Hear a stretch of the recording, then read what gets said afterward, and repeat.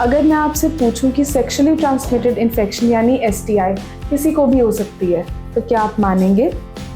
आज भी इस टॉपिक को लेके इतनी मिथ्स और मिस इन्फॉर्मेशन है कि लोग टेस्ट कराने से भी डरते हैं।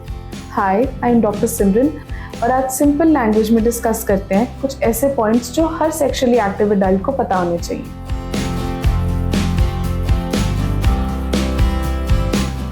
सबसे पहले तो STIs या सेक्सुअली ट्रांसमिटेड इन्फेक्शंस होती क्या हैं? ये वो सब इन्फेक्शंस हैं जो वजाइनल, एनल या ओरल सेक्सुअल रूट से ट्रांसमिट हों। कॉमन STIs में chlamydia, gonorrhoea, syphilis, herpes, HIV, hepatitis B, trichomoniasis amongst others included हैं।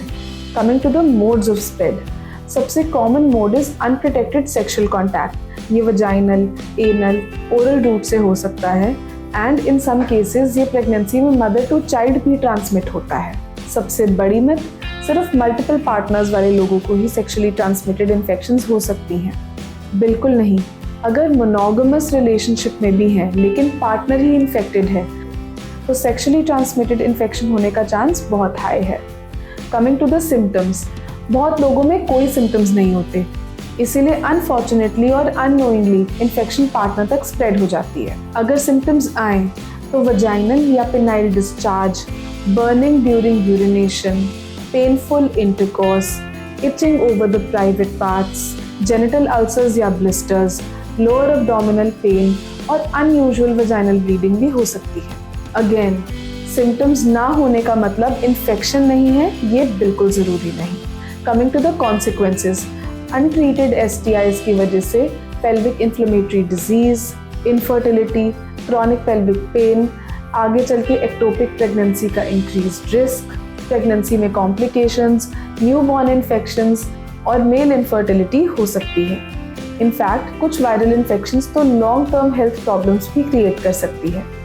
कमिंग टू द डायग्नोसिस, आज के टाइम में डायग्नोसिस बहुत सिंपल और कन्वीनियंट है।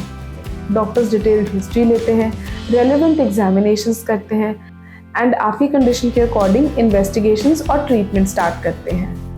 टेस्ट करवाना कोई शर्म की बात नहीं है, ये रिस्पॉन्सिबल हेल्थ केयर का बहुत इंपॉर्टेंट पार्ट है। गुड न्यूज़ ये है कि टाइमली डिटेक्शन और अप्रोप्रिएट ट्रीटमेंट से majority of the infections can completely cure.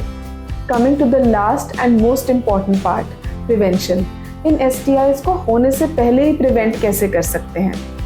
First, condoms का करेक्ट और कंसिस्टेंट यूज़ इस रिस्क को बहुत कम कर सकता है। सेकेंड, HPV और हेपेटाइटिस B के लिए वैक्सीन्स अवेलेबल हैं, not just for females but for males as well.